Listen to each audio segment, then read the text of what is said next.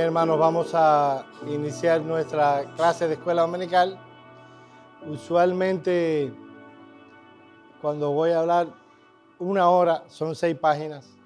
Tengo 13. Así que hay mucho material para hablar en esta mañana. Obviamente no lo voy a poder dar todo lo que quiero, pero vamos a ver hasta dónde avanzamos. Vamos a tener un momento de oración. Oh Padre, nosotros hemos venido aquí para adorarte y exaltarte y para aprender de ti y sobre tus cosas. Te pedimos, oh Señor, que tú nos des entendimiento en cada una de las cosas que vamos a ver y que sea tu palabra la que habla en nuestros corazones. Glorifícate, oh Señor, en la ofrenda que ofrecemos, porque es por medio de Jesucristo, movido por la fe y de acuerdo a tu palabra. En el nombre de Cristo oramos. Amén. Amén. Bueno, continuamos estudiando la Confesión Bautista de Fe del año 1689, que es la confesión a la que nos adherimos. En la mañana de hoy vamos a comenzar a estudiar el capítulo 2 de la confesión, que se llama De Dios y de la Santísima Trinidad. De Dios y de la Santísima Trinidad.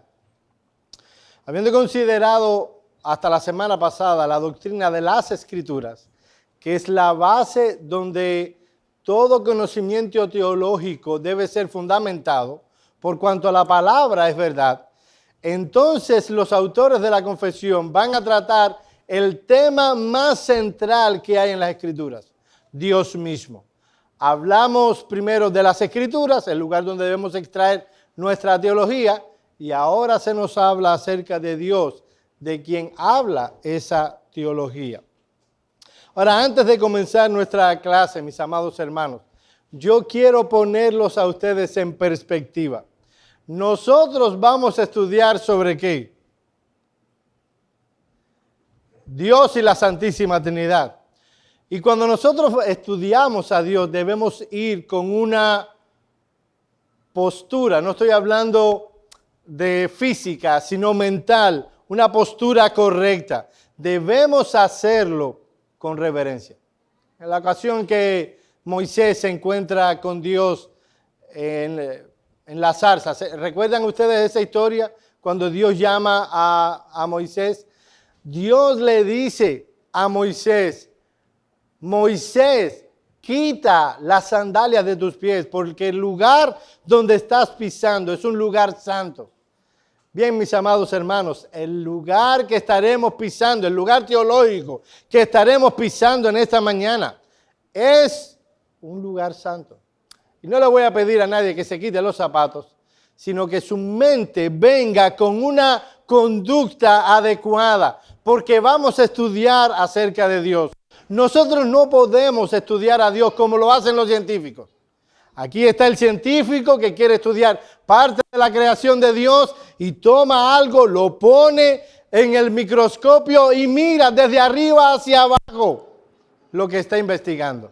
Nosotros no podemos ir con esa conducta. Nosotros debemos ir de abajo hacia arriba, como aquel que está admirado al considerar ese ser maravilloso que es nuestro Dios. Así que debemos ir con una conducta de corazón.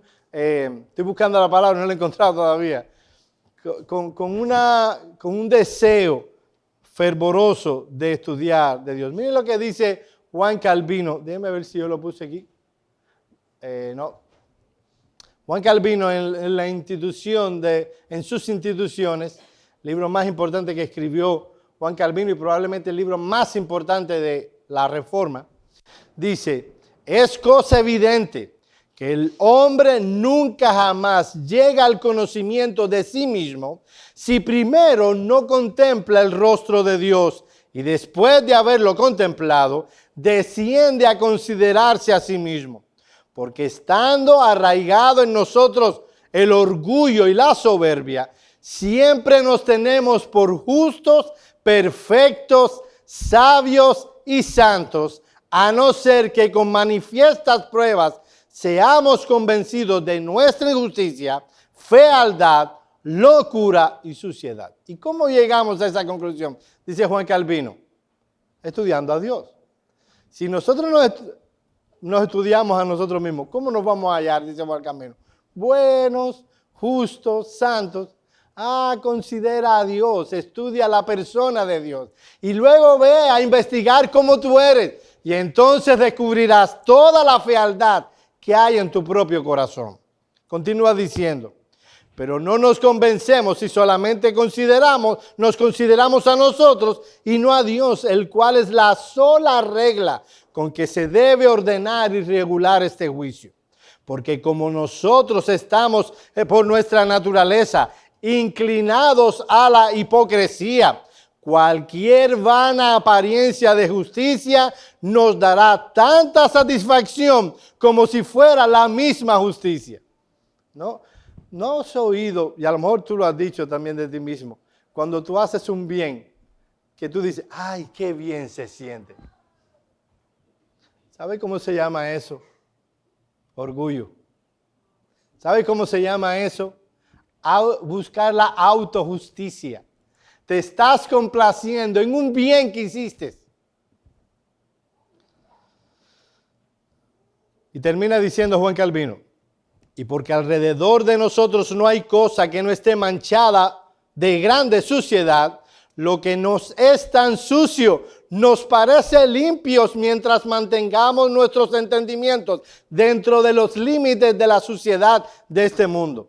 De la misma manera que el ojo, que no tiene delante de sí más color que el negro, tiene por blanquísimo lo que es medio blanco oscuro. Y es genial la manera en que lo dice. O sea, si nosotros mantenemos delante de nuestros ojos nuestra propia justicia, la veremos bien, la veremos blanquísima. Pero cuando la comparamos con Dios, ahí nos damos cuenta en realidad que cómo somos. Y es importante, mis amados hermanos, que como creyentes nosotros dominemos, no solo conozcamos lo que este capítulo enseña, dominemos hasta donde tal cosa sea posible lo que este capítulo enseña en cuanto a Dios y es enseñado en la Escritura. ¿Alguien sabe cómo se llama en teología el estudio de la persona de Dios? Lo hemos dicho muchas veces. A ver, teología propia. Dado que la teología es el estudio de Dios. Cuando estamos estudiando a Dios, estamos en la teología propia, en la propia estudio de Dios. Déjeme sentar a Robert L. Raymond. Si alguien lee en inglés, tiene una teología sistemática de primera. Se la recomiendo al que pueda leer en inglés. Dice, la adquisición de una teología sistemática de la doctrina de Dios aprobado por lo mostrado en la Escritura, seguramente es una de las empresas intelectuales más exigentes que el hombre jamás tendrá. Y eso es verdad. Estudiar de la persona de Dios rompe el coco, como diríamos en mi país. El capítulo de Dios y la Santísima Trinidad puede dividirse en tres partes. El primer párrafo nos habla acerca de los atributos de Dios. El segundo párrafo nos habla de las relaciones de Dios con sus criaturas. Y el tercer párrafo nos habla de la Trinidad. Por cuanto es mucho el material, hoy vamos a centrarnos solo en el primer párrafo, que habla de los atributos de Dios. Alguien que me lea, por favor, el párrafo 1 del capítulo 2 de la Confesión de Londres de 1689. El Señor nuestro Dios es un Dios único, vivo y verdadero, cuya subsistencia está en Él mismo y es de Él mismo, infinito en ser y perfección, cuya esencia no puede ser comprendida por nadie sino por Él mismo. Es espíritu purísimo, invisible, sin cuerpo, miembros o pasiones, el único que tiene inmortalidad y habita en luz inaccesible. Es inmutable, inmenso, eterno, incomprensible, todopoderoso, infinito en todos los sentidos, santísimo, sapientísimo, liberno, absoluto, que hace todas las cosas según el consejo de su inmutable y justísima voluntad para su propia gloria.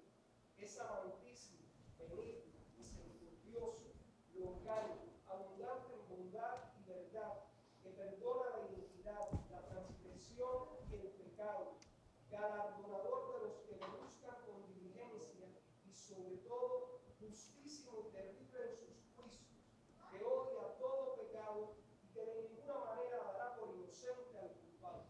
Dos cosas saltan a la vista con este párrafo.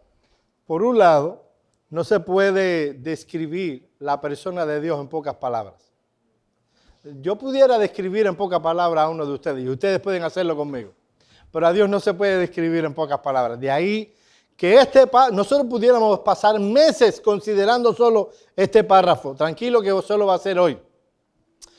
Lo otro que salta a la vista es que los autores de la confesión evadieron a propósito utilizar todas las divisiones que los teólogos normalmente utilizan para dividir los atributos de Dios. Cuando uno va a la teología sistemática, uno encuentra que los teólogos, para mejor consideración de mentes como las nuestras, dividen los atributos según sus características.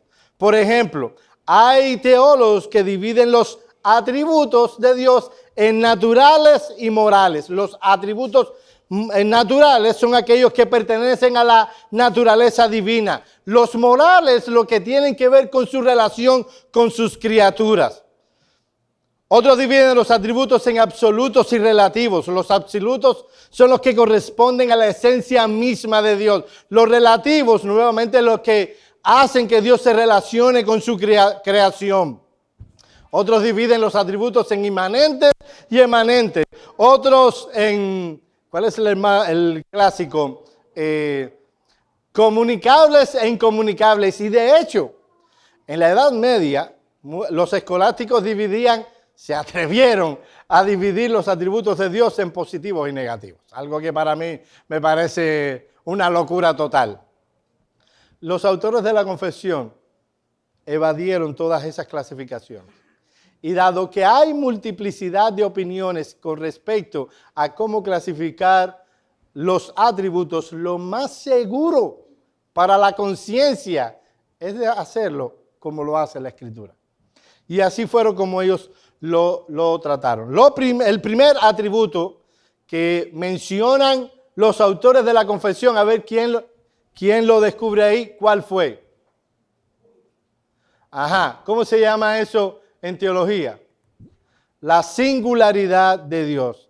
Dice, no hay sino un Dios, el único, viviente y verdadero. Es el único. Hay un solo Dios. Y hay algo que presupone este párrafo. A ver si no.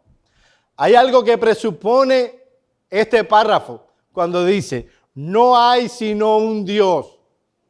¿Qué es lo que presupone? A ver, piensen. No se demoren mucho. ¿Qué presupone cuando hay una frase como esta? No hay sino un Dios. Bueno, a ver. Bueno, presupone que Dios existe. O sea, hay un Dios. Dios existe. Y que hay un solo Dios, quien es único y verdadero. Eso lo enseña 1 Corintios 8:4. Alguien que lo lea, por favor. Acerca pues de las plantas que se sacrifican a los ídolos, sabemos que un ídolo nada es en el mundo, y que no es más que un Dios. Eso también lo vemos en Deuteronomio 6:4, lo que se llama el Shama. ¿Por qué se le llama el Shama? O Shema, porque empieza con la palabra Shema. Oye Israel, Jehová nuestro Dios, Jehová uno es. A ver, Jeremías 10:10, alguien que lo lea. Mas Jehová es el Dios verdadero. Él es Dios vivo, Rey eterno. A su ira tiembla la tierra, y las naciones no pueden subir. Y lo mismo enseña Isaías 44:6, así que Jehová, Rey de Israel y su Redentor, Jehová de los ejércitos, yo soy el primero y yo soy el postrero, y fuera de mí no hay Dios. Por naturaleza, nuestro Dios solo puede hacer uno. El pastor Sugel contaba que en una ocasión, en una clase de escuela dominical, la maestra le pregunta a unos niños de 5 años, mis niños, ¿cuántos dioses hay en el mundo? Alguna niñita levanta la mano y dice, maestra, hay un solo Dios. La maestra le pregunta, ¿y cómo sabes que hay un solo Dios? A lo que la niña responde, porque mi Dios es tan grande que no cabrían dos en el universo. Mis amados hermanos, hay un solo Dios, hay un solo Dios. El que los autores de la confesión hayan añadido los adjetivos único, viviente y verdadero, se debe al hecho que en realidad hay muchos dioses. Lo que los otros son muertos y son falsos. Jehová es el único Dios verdadero y viviente. Imagínense ustedes que en la India, solo en la India se adoran más de 3 millones de dioses. Le ganaron a los griegos ahí, por mucho. Los demás son falsos. Otra cosa que quiero enfatizar es que algunos dicen, ok, está bien, es verdad, hay un solo Dios, pero aquí todo el mundo le puso un nombre diferente.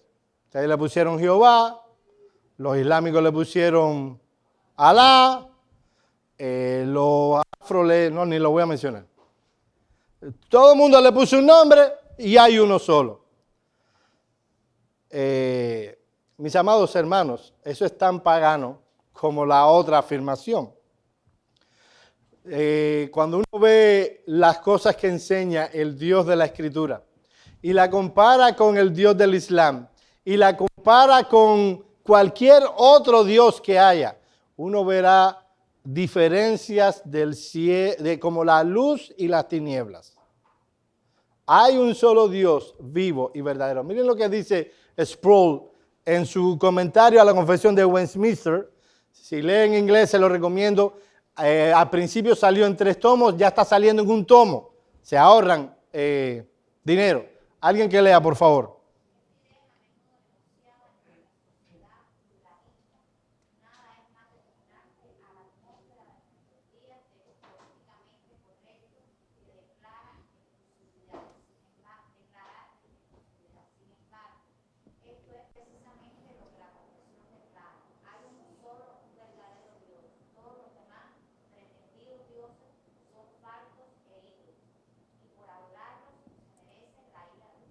Mis amados hermanos, los demás dioses son falsos y muertos.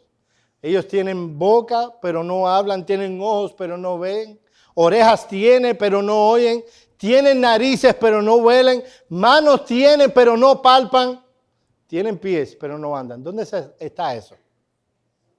¿El Salmo qué? Salmo 115. Ellos hablan de la singularidad de Dios. El otro atributo es la independencia, existencia propia o aceidad. Es el mismo atributo. La independencia de Dios, la existencia propia o la aceidad. Decía R.C. Sproul que cuando oía la palabra aceidad se le erizaban todos los pelos de la espalda. Dice la confesión, existe por sí mismo, es infinito en su ser y perfecciones, su esencia no puede ser comprendida, pero la aceidad o la existencia propia se ve en la expresión existe por sí mismo. La palabra aceidad significa existir por sí mismo. Nosotros no existimos por nosotros mismos. Nosotros vinimos a la existencia por un proceso que previamente estuvieron involucrados nuestros padres. No vinimos a la existencia. Y por tanto, nuestra existencia depende de muchas cosas. Pero dado que nada trajo a la existencia a Dios, Dios no depende absolutamente de nada. No sé si te puse ahí ok, esta es una cita de Wayne Grudem. ¿Alguien que la lea? No es simplemente que Dios no necesita a la creación para nada. Dios no podría necesitar a la creación para nada. La diferencia entre la criatura y el creador es una diferencia inmensamente baja, porque Dios existe en un orden de existencia fundamentalmente diferente. No es simplemente que nosotros existimos y que Dios siempre ha existido. Es también que Dios necesariamente existe en una manera infinitamente mejor, más fuerte, más excelente. Mis amados hermanos, Dios es independiente. Él no necesita de nada ni de nadie. Da gracia de risa cuando un adolescente quiere decir, yo quiero ser independiente. O cuando una mujer dice, yo soy independiente. No estoy ni criticando ni a los adolescentes ni a las mujeres por querer ser independientes. Pero son expresiones que o salen de los adolescentes o de las mujeres. Yo nunca he oído un hombre decir, yo quiero ser independiente o yo soy independiente.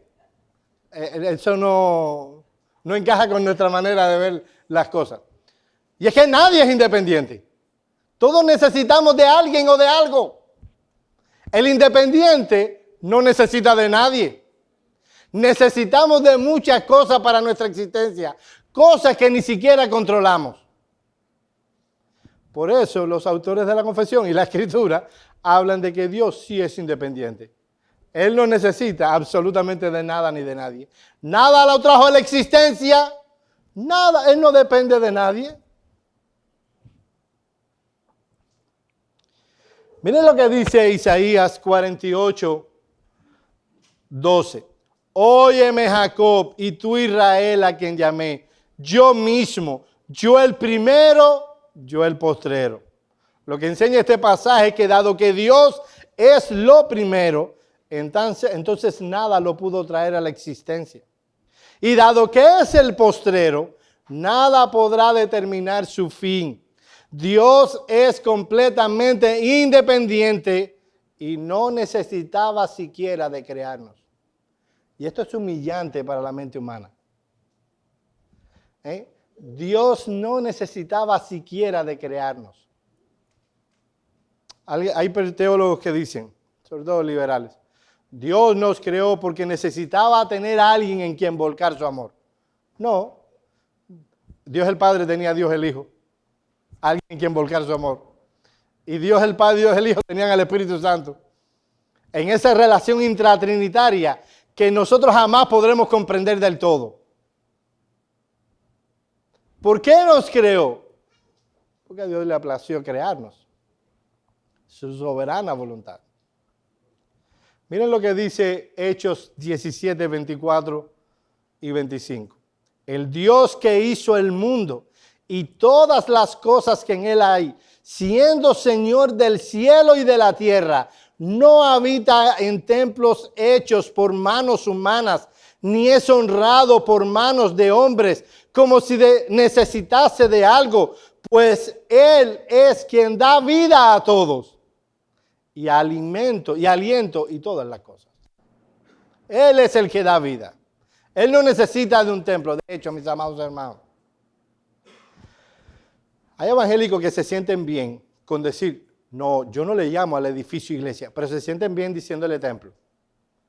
Yo le voy a decir que hay tantos textos que mencionan que la iglesia, el cuerpo, es el templo, y nunca se le menciona en el Nuevo Testamento un edificio que es el templo. Entonces, cuando usted está hablando del templo, se está refiriendo a la iglesia. El día que tengamos un edificio, no le decimos, voy al templo, sobre todo si está vacío y no hay ninguna actividad. No, tú vas al edificio de la iglesia. Eso es otra cosa. O tú vas al edificio del templo, pero el templo son las personas. Otros textos que hablan de la aceidad de Dios, Job 41:11, Salmo 50, 10 al 12, entre otros. Este atributo evidencia que hay una diferencia sustancial entre Dios y su creación.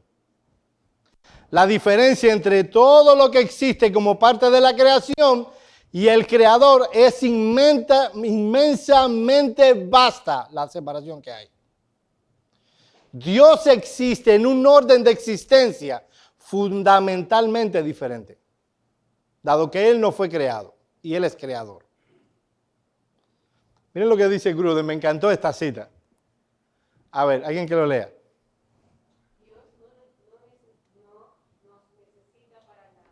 Hey, espérate. ¿Les encantó la cita? ¿No te sientes el orgullo? ¿Se siente un poco como que, no necesita? No necesita para nada. Sigue. Y sin embargo, el hecho asombroso de nuestra existencia es que Él quiere deleitarse en nosotros y permitirnos darle gozo a su corazón. Esta es la base para la significación personal en la vida del pueblo de Dios. Ser significativo para Dios es ser significativo en el supremo sentido. Es inconcebible una significación personal mayor. Mis amados hermanos, entender que a pesar de que Dios nos necesita, nos creó y nos creó para su gloria. Da sentido a la vida. Ahora, ya vimos que Él es único, el único Dios, que Él es independiente o tiene existencia propia o aceidad. Ahora los autores de la confesión nos van a hablar de la incomprensibilidad de Dios. Dice, cuya esencia no puede ser comprendida por nadie, sino por sí mismo. Mis amados hermanos, yo puedo llegar aquí y decir unas cuantas palabras teológicas y tú puedes llegarte a la conclusión de, wow, hay personas que sí llegan a comprender a Dios. ¿Sabe a dónde llegamos el más sabio de todos nosotros? No nos levantamos de 1 milímetro del piso en cuanto a conocimiento acerca de Dios. La esencia de Dios no puede ser comprendida por la mente humana. Trate de meter el océano Atlántico en un vaso. Es más fácil que meter la mente de Dios en nosotros, en esta cabecita. Dice el Salmo 139, hablando acerca de Dios, tal conocimiento es demasiado maravilloso para mí. Alto es, no lo puedo comprender. Así que mis amados hermanos, si te parece que vengo como un especialista, déjame decirte que vengo como un estudiante más.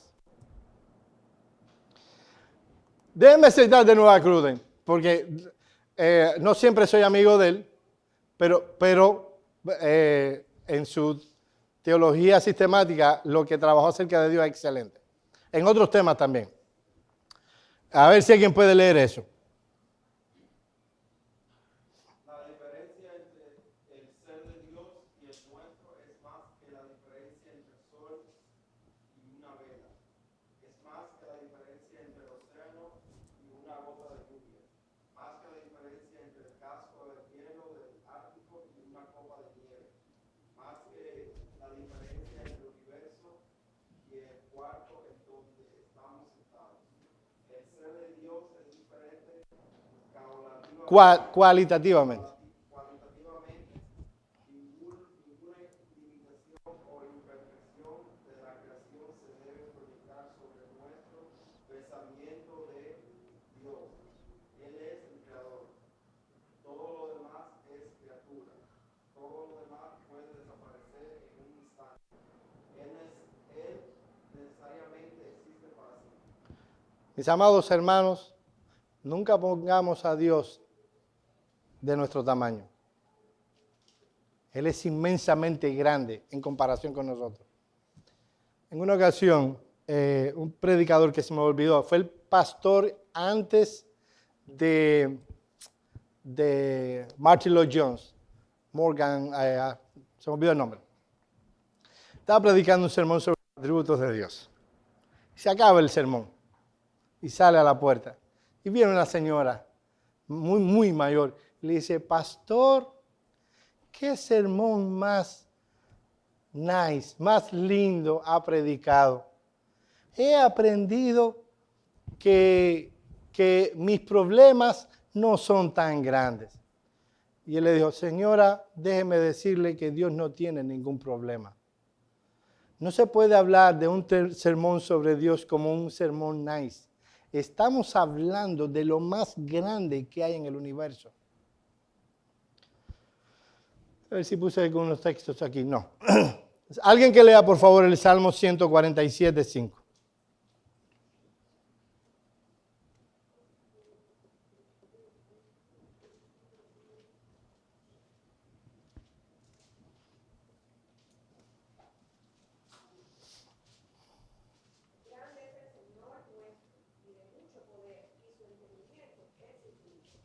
El entendimiento acerca de Dios es infinito. Y alguien que me lea Romanos 11, 33 al 36.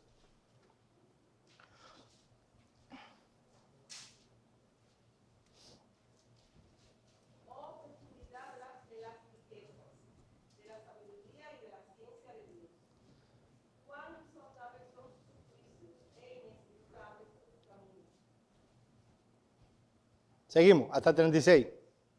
Porque ¿quién entendió la mente del Señor? ¿O quién fue su consejero? ¿O quién le dio a él dinero para que le fuese recompensado? Porque de él, para él, para él y por él son todas las cosas. A él sea la gloria por los siglos. Amén. Dice, ¿quién puede comprender a Dios? ¿Quién le enseñó a Dios? Y obviamente él está haciendo preguntas en un sentido poético. Obviamente Pablo sabía que nadie enseñó a Dios. Lo cuarto, creo, es la espiritualidad de Dios. Dios es espíritu. Dice, Dios es espíritu purísimo, invisible, sin cuerpos, miembros, estoy citando la confesión, o pasiones, el único que tiene la inmortalidad y que habita en la luz inaccesible. ¿Alguien tiene un texto que me pueda mencionar donde dice que Dios es espíritu? ¿Dónde está eso? Juan 4, 24. Dios es espíritu y los que le adoran en espíritu y en verdad es necesario que le adoren. Deuteronomio 4:15 también lo enseña. Romanos 1:20, Colosenses 1:15 y 1 Timoteo 1:17 hablan de que Dios es espíritu. Déjame ver si está, mira. Eso es una cita de Thomas Watson. Dios es una sustancia inmaterial de una pura sutil esencia sin mezcla, no compuesta de alma y cuerpo. Muy hermosamente dicho. Y lo que está diciendo en pocas palabras es, Dios es espíritu. Si lo vieron muy complicado, Dios es espíritu. Y por tanto, no tiene partes ni cuerpos. No tiene partes ni cuerpos. Dice que por eso es que es invisible y que no tiene parte ni cuerpo. Y hay una parte ahora de la confesión donde se ha armado una controversia tal que iglesias se han dividido. Estamos hablando de Iglesia Bautista Reformada. Era de eso cuando decíamos al inicio que no se le puede hacer la exégesis a la confesión, que solo la Biblia debe hacerse la exégesis. Porque ahora cuando dice sin pasiones, hay una parte en la confesión ahí, ha habido divisiones por qué significa eso. ¿Serio? Y lo que quiere decir simplemente, mis amados hermanos, no es que Dios no tenga emociones, sino que Él no está afectado por ninguna de las emociones pecaminosas que afectan al ser humano. A veces pasa algo malo y nosotros nos airamos. Puede ser que eso que pasó requiera que sintamos ira. Pero lo hacemos de una manera desmedida, lo hacemos de una manera inapropiada, decimos lo que no debemos decir. Pero mis amados hermanos, cuando Dios siente ira, Él lo siente de verdad por las razones que deben ser sentidas y Él la ejerce de la manera apropiada que debe ser ejercida la ira. Otro atributo, la infinitud de Dios. ¿Qué significa eso, mis amados hermanos? En pocas palabras.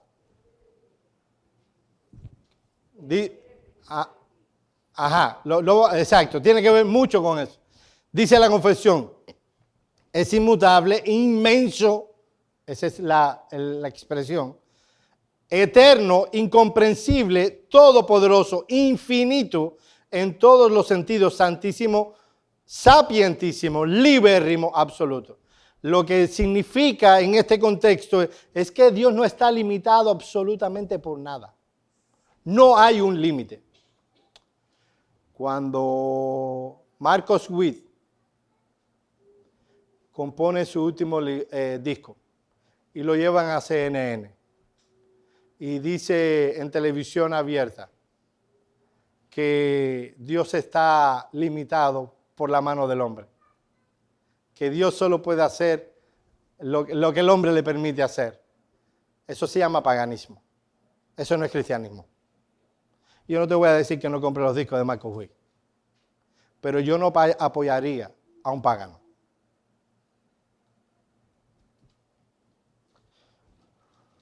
Ese es Charles Hodge.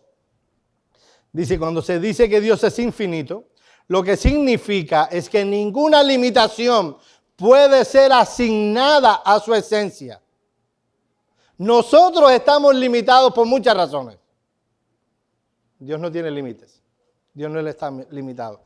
Y por cuanto Él es infinito, entonces Él es inmutable. ¿Qué significa eso? Una palabra que usamos mucho. Que Dios no cambia. Este atributo hace referencia a la verdad de que Dios no tiene cambios, ni en su ser, ni en sus atributos, ni en sus planes, ni en sus promesas. Su ser es siempre el mismo desde la eternidad y hasta la eternidad. Cuando Jesús Adrián Romero dice públicamente que a él no le gusta el Dios del Antiguo Testamento y que él ve un Dios diferente, bueno y bondadoso en el Nuevo, eso es paganismo, eso no es cristianismo. Uno puede ver la compasión y misericordia de Dios en el Antiguo Testamento. Mis amados hermanos, Dios fue muy impaciente con Israel, con pecadores que Dios los saca de la tierra de Egipto. Ellos pueden ver el mar abriéndose en par, pasando en seco, ni siquiera estaba húmeda la tierra de abajo. Eso es lo que significa que pasaron en seco. No solo Dios hizo el milagro de quitar las aguas, la tierra de abajo estaba dura como una carretera. Pasaron. El mar se traga al ejército egipcio, el más grande de su tiempo. Y un día después estaban quejándose y diciéndole a Moisés, ¿para qué Dios nos sacó de aquí? ¿Para matarnos de hambre? Hey, el que pudo dividir el mar rojo puede darte de comer. No hay limitancias en Dios. Dios es inmutable. Ahí está la misericordia de Dios en el Antiguo Testamento. ¿Cómo Dios envía a un hombre, Jonás, a una tierra pagana, a que predique allí para salvar? Y uno ve la ira de Dios en el Nuevo Testamento.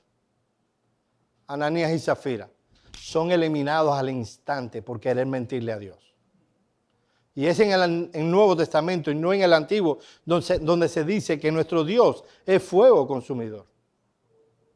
Cuando Jesús Adrián Romero habla de ese Dios, de quien habló, es un Dios con minúscula.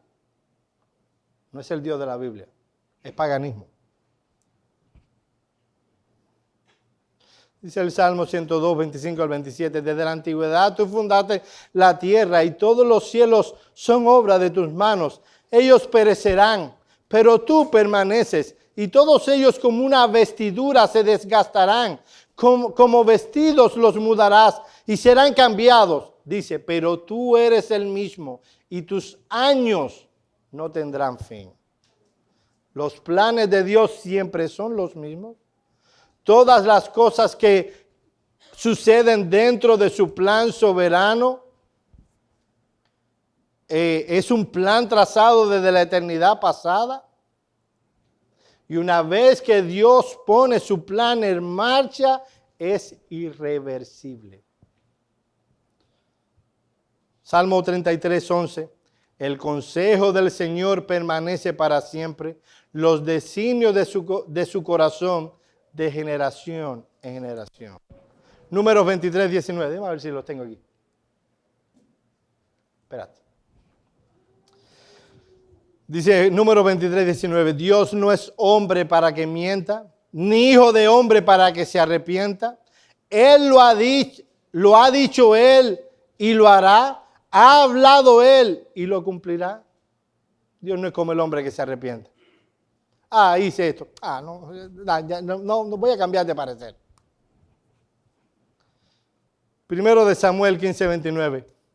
También la gloria de Israel no mentirá ni cambiará su propósito, porque él no es hombre para que cambie su propósito. Él no cambia, él es el mismo. Ahora sí, Louis Berkhoff. Alguien que lo lea.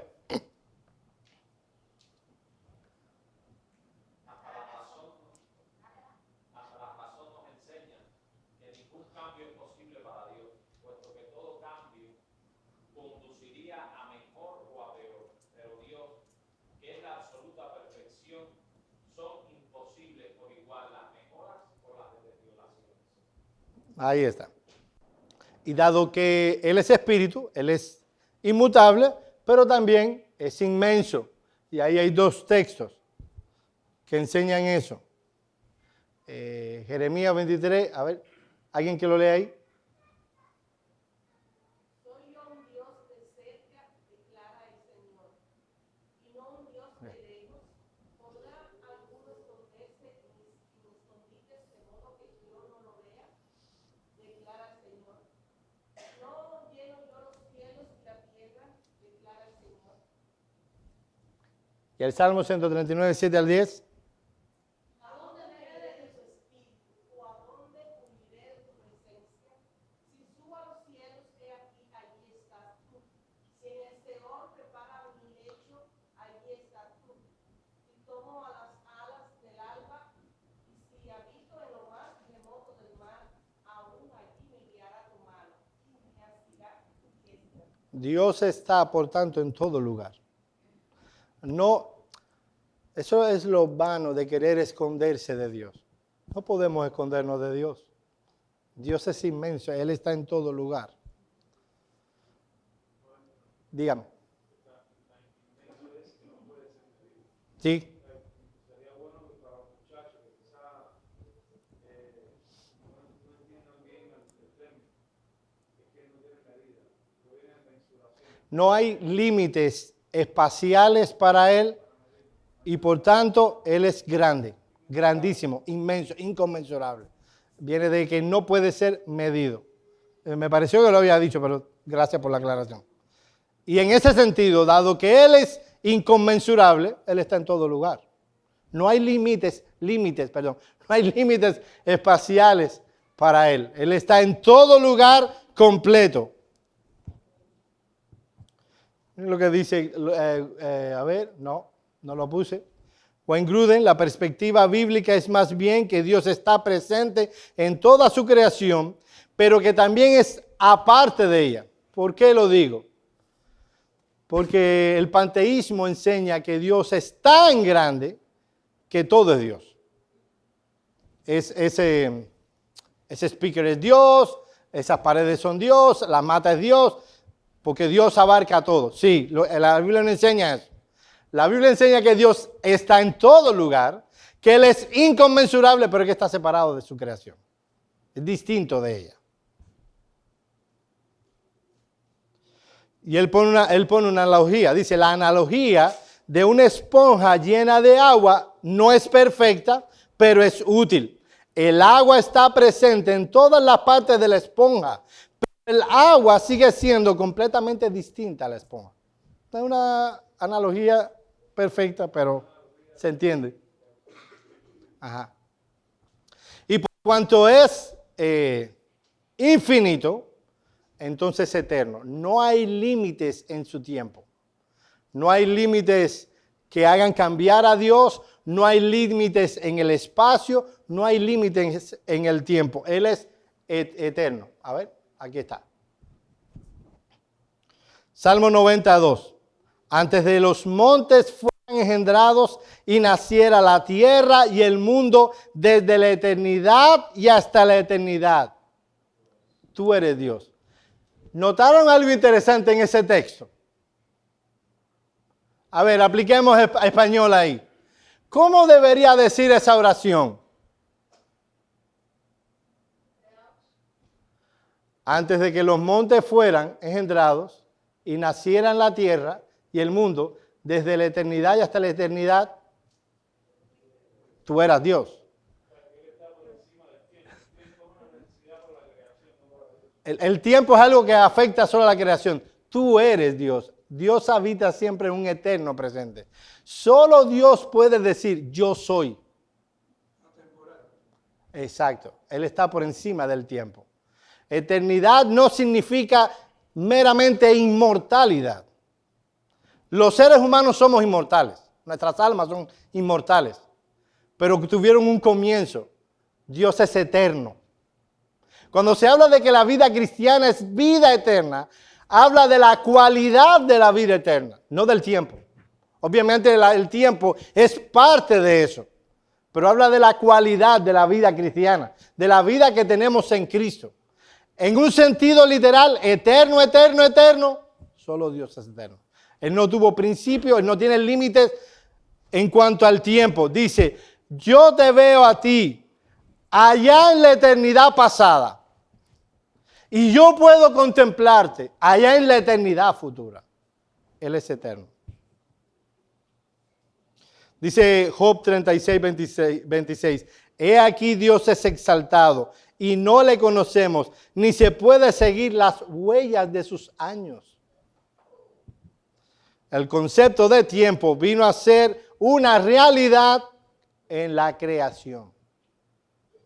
Y es algo que nos va a afectar en el sentido de tiempo, no que nos afecte ya envejeciéndonos aún en la eternidad. Porque es parte de la creación. Segunda de Pedro 3:8. ¿Alguien sabe lo que dice ese texto? Sin necesidad de buscarlo. Texto muy conocido. Que para Dios un día es como 1000 años. Y 1000 años es como un día. Esto es para hablar de que Dios no tiene límites temporales, del tiempo. Un día son como 1000 años. Y a pesar de eso, a pesar de que Él no tiene límites temporales, que Él es eterno, Él actúa en el tiempo y Él obra en el tiempo. Hay otra cualidad más. Ya no hablando de, aunque tiene que ver con la infinitud, porque Él no tiene límites, Él es todopoderoso. Alguien que lea Génesis 18, 13 y 14. Y el Señor dijo a Abraham, ¿por qué se rió Sara diciendo, conseguiré en verdad siendo yo tan vieja? Hay algo demasiado fácil para el Señor, hay algo demasiado difícil para el Señor. Volveré a ti al tiempo señalado por este tiempo, el año próximo. Y Sara vendrá. Ahí está Abraham, 100 años, Sara, 90 años, y Dios le dice, vas a tener un bebé el año que viene. ¿Y qué hace Sara? Se ríe. ¿Y qué es lo que está pensando? Voy a yo a esta edad tenía a darle satisfacción a mi marido. Miren lo que estaba pensando ella. Y él le dice, ¿por qué tú te ríes? De aquí a un año tú vas a tener un bebé. ¿Hay algo difícil para Dios? ¿Cuál es la respuesta de esa pregunta?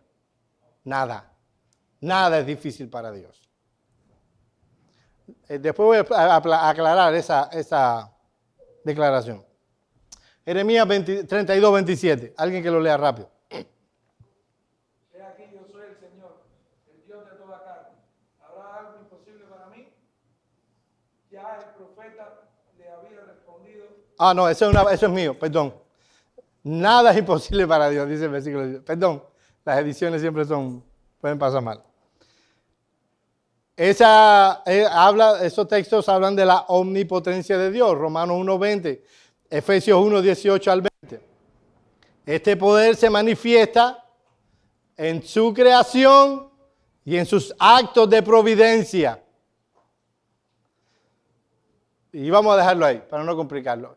Cuando hablamos de que nada es imposible para Dios, nos referimos a que nada de lo que Él desea hacer, Él no puede hacerlo. Todo cuanto Él desea hacer, Él lo hace.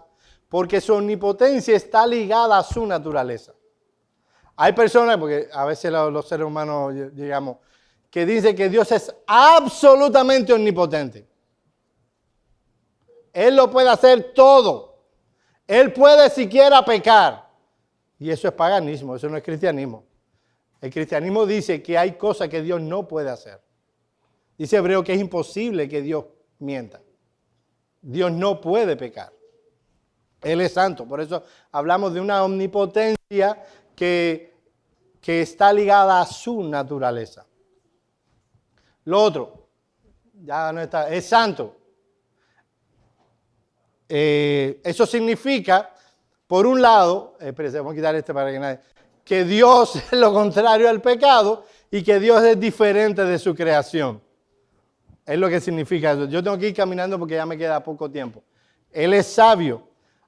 Una vez estábamos hablando en el trabajo y estábamos hablando y había varios cristianos que estaban explicándole a alguien de la Biblia y me dicen a mí, mira Joel, para que tú, a ver, que no quieren creer esto que estoy diciendo yo. Y yo le digo, mira, eso habla de la omnisapiencia de Dios. Dice ella, no, omnisciencia. Yo le digo, no, yo estoy hablando de otra cosa, de la omnisapiencia. Y me dice delante de todo el mundo, eso lo acabas de inventar.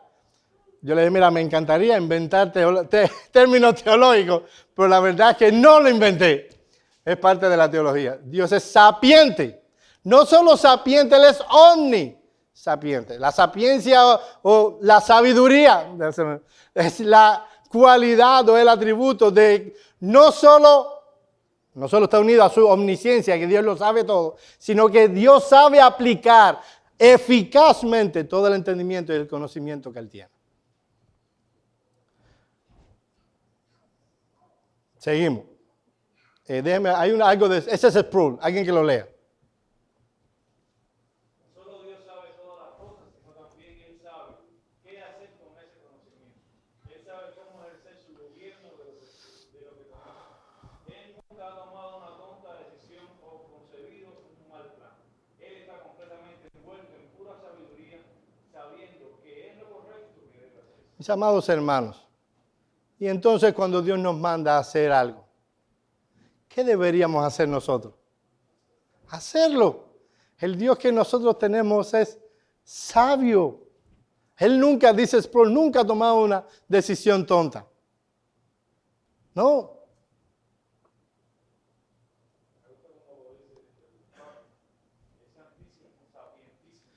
Sapientísimo. Ahí está. Para decirle a mi compañera, yo no inventé la palabra. Es libre, absoluto y soberano. Él es libre. ¿Cómo lo dice la confesión? A ver, tú qué. Libérrimo. Eso significa que es libre. Absolutamente libre. No hay nada que limite la libertad de Dios. Tu voluntad no limita a la libertad de Dios. Nosotros sí estamos limitados en nuestra libertad por muchas razones, por muchas cosas. En un sentido estricto, solo Dios es libre. Absoluto. Lo que los autores de la confesión hablan cuando dicen que Dios es absoluto es que solo Dios puede ser lo que Él dice que Él es. Ninguna otra persona puede tener esas cualidades, a menos que sea Dios. Por eso cuando nosotros vemos que en las Escrituras se habla de Cristo como el Todopoderoso en Apocalipsis 1, o que Él está en todo lugar, o que Él merece adoración. Los testigos de Jehová dicen, mira, eso puede cumplirse en Dios. En Jesús, no, si se cumple en Jesús es porque Él es Dios. Solo Dios es absoluto, o sea, solo Dios es lo que Él dice que Él es. Y si Él es eso, todo el que tenga esa cualidad es Dios. Por tanto, Jesús es Dios. Déjenme ver. Dios es justo. Eso significa, por un lado, déjenme ver dónde estoy yo, que Él hace todas las cosas, las hace bien y que Él va a condenar a los malvados. Alguien que lea la parte final del párrafo 1.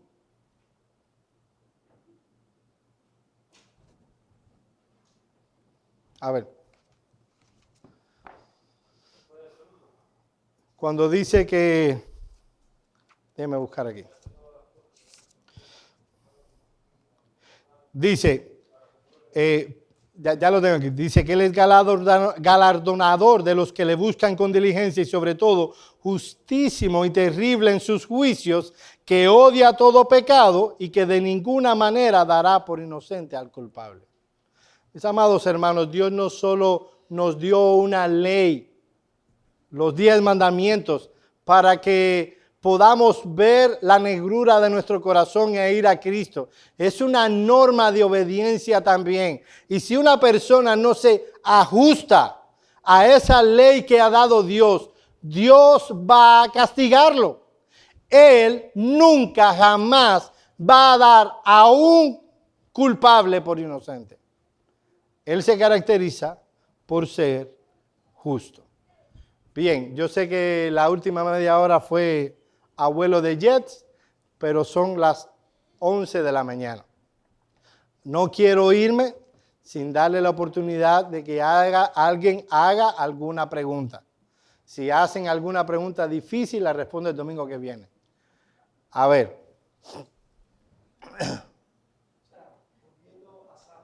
Ajá. En muchos sentidos, sí. En un sentido metafórico.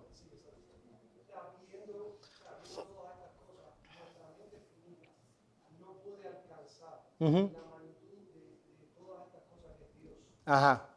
Y muchas veces somos movidos por no entender que Dios hace lo que hace Dios. Es bueno prestar atención en estas cosas para ir caminando en cultura. Miren, yo sé que muchas veces nosotros estamos hablando, y mis hermanos amados, yo sé que no les tuve compasión y misericordia hoy. Y se las tuve en cuanto al tiempo. Y hubiera querido ir más abajo, más profundo todavía. Porque ¿sabes lo que yo quería con esto? Que tú dijeras, wow, ¿qué clase de Dios yo tengo? Un humano me lo está explicando y me pasa por allí. Mis amados hermanos, las cosas de Dios me pasan por arriba. El Dios que nosotros tenemos es grandísimo. No es como nosotros. Y eso a mí me alienta.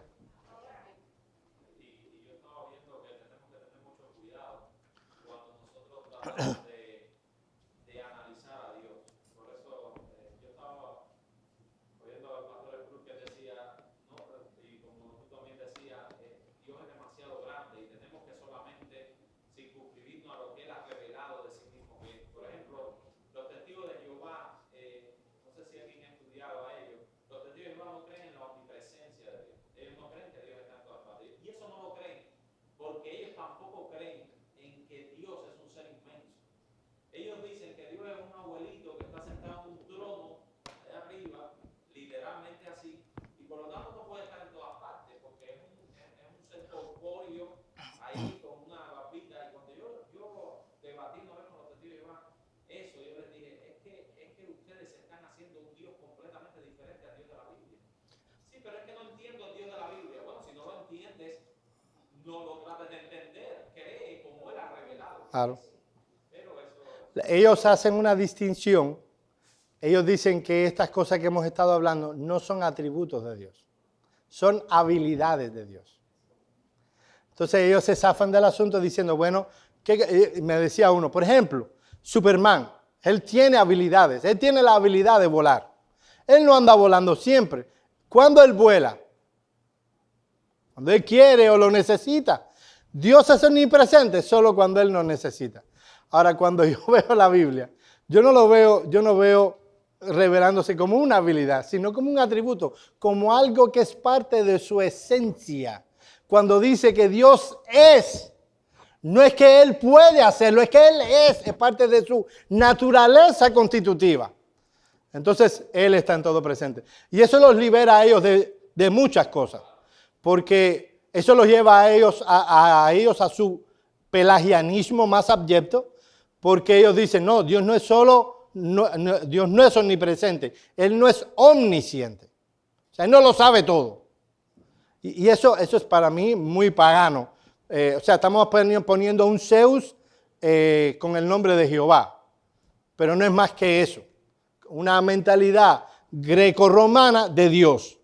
llevado a nuestro nivel. O sea, con nuestra terminología. Y es para mí muy ofensivo, pero bueno, sí. Sí, porque yo creo que detrás de eso hay una mentalidad de querer hacer Dios lo más humano, o lo más comprensible Correcto, para sentirse bien uno mismo. correcto. Al ver todas estas cosas y al ver que Dios escapa el tiempo, Dios escapa el espacio, Dios escapa a como nosotros nos sentimos, Dios subsiste en sí mismo, Dios es eterno, es infinito, es santo y todas estas cosas, a mí lo que me llenan es de temor. A mí también. Yo pienso que en el corazón de que cree estas cosas, si no te llena eso de temor, No lo has entendido bien. no, es que aunque no lleguemos a entender lo que es la santidad de Dios, ese desconocer, desconocer de Dios en sí, en esa magnitud, es lo que yo... Hay otro intento, que este es más evangélico, tratar de disculpar a Dios. Entonces yo hago un Dios bonachón para disculparlo. Porque cuando tú llegas a la conclusión, Dios lo sabe todo. La pregunta es, espérate un momentico, ¿Dios sabía que Adán y Eva iban a pecar? Sí, lo sabía. ¿Y aún así los creo? Sí. Y la Biblia no pide disculpas por eso. Dios es el soberano de su creación. Y a Él le es menester hacer lo que quiere con lo que es suyo. Y alguien muy pagano pudiera decir, yo no soy el centro del universo. No, despierta, no eres el centro del universo. Hay alguien que te creó, Él es el centro del universo. Y mis amados hermanos, nuestro trabajo no es disculpar a Dios. Poner a Dios de cierta postura para que nadie se ofenda con mi Dios. No, ¿no te gustó? Déjeme decirlo así, tu problema. Y lo mejor que pudieras hacer, ahora te voy a dejar, Jorge, es sujetarte a ese Dios. Sí.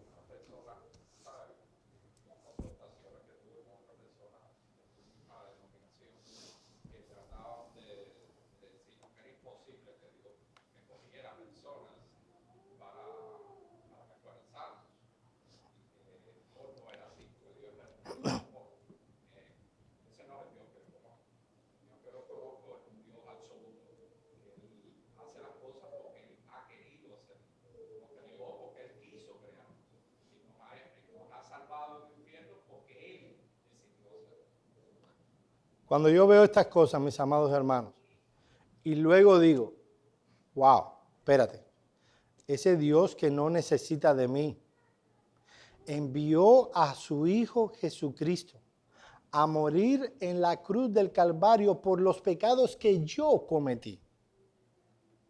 Y me ha salvado de mis pecados. Y me ha permitido, me ha adoptado como hijo suyo. Mis amados hermanos, eso sí tiene relevancia. Presentar el Dios que se presenta muchas veces como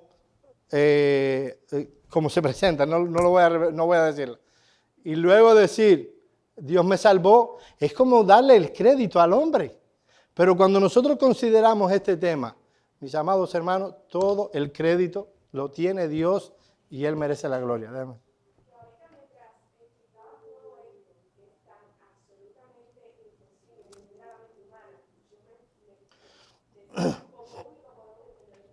Claro. Todas estas cosas, porque ahora para los cristianos, mientras nos van detallando así todo eso, es imposible de creer, es imposible. Solamente la fe impuesta por Dios a nosotros. Por eso es que hay tantas doctrinas diferentes, tantas denominaciones, como decía Ricardo ahorita. No entienden aquello de la deidad de Dios, de todo eso, porque la fe es lo único que puede hacer entender eso. Y el mismo Jesús, me viene a la mente el versículo decía, te alabo Padre, porque quitaste estas cosas, las escondiste de los sabios a los inteligentes, y no las has dado.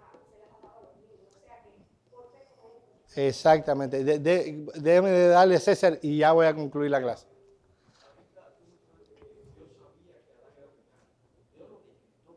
Exacto, exacto. Más todavía, exacto. No. Ya no lo vamos a ver porque no tuvimos tiempo, pero el conocimiento de Dios es instantáneo. O sea, no es algo que él aprende, no es algo que él puede ver a la historia y decirlo. Y una de las razones es porque él decreta todas las cosas. Gracias por la aclaración. Segundo es que la confesión en este capítulo que tú trataste, esta porción, el párrafo 1, Sí. es bien balanceada en cuanto a la enseñanza de Dios. Ujú. Porque aparte de presentarlo como tú lo presentaste, pero también dice que, no sé si tú mencionaste la parte que tiene que ver, también Dios es amoroso, benigno, Tuve que pasarla. misericordioso, longánimo, abundante en bondad y verdad. Eso es parte de la enseñanza de la Escritura balanceada por Dios. Claro. Hay unos que se van al extremo de que juicio, juicio, juicio, otros que se van al otro extremo, amor, amor, amor. Pero la enseñanza bíblica y la confesión lo presentan muy balanceado. Ujú. Estoy de acuerdo. Mis amados hermanos, iba a decir algo. Ya me acordé. Y con esto vamos a terminar. Un párrafo de esto debería llevarnos a donde Dios llevó a Job en los últimos capítulos. En el último capítulo, 42 creo. Donde Dios le empieza a hacer preguntas. ¿Y dónde estabas tú cuando yo creé esto? ¿Y dónde estabas tú? ¿Y quién le enseñó a la cabra a hacer esto? ¿Y quién es Y era una pregunta tras otra. Y Dios no respondió ninguna. Con los siglos hemos estado descubriendo cómo pasan esas cosas. Pero le hace una pregunta tras otra. ¿Y cuál es la reacción de Job al final cuando entiende que Dios es otro ser? Dice, de oídas yo te había oído, pero ahora mis ojos te ven. ¿Qué estaba viendo Dios? Señor, tú eres grande, tú eres soberano, tú me has dado vida y yo soy el que me debo a ti y tú no te debes a mí. Y eso lo llenó de temor y lo llevó a Dios. Quiera Dios que una clase como esta también nos lleve a Dios. Vamos a orar, mis amados hermanos, y vamos a tener un breve receso. Señor, te damos gracias por tu palabra, porque en ella te encontramos a ti y tú te has revelado a nosotros y tú no nos has dejado en la oscuridad. Te damos gracias, oh Señor, por que tú, a pesar de nuestra maldad y de nuestro pecado, tú nos trajiste a ti, tú nos salvaste, tú nos redimiste y ahora somos parte de tu pueblo. Concédenos que el entender estas cosas nos lleven a siempre buscar de ti, aprender de ti. Mira que te lo rogamos en el nombre de Cristo. Amén. Amén.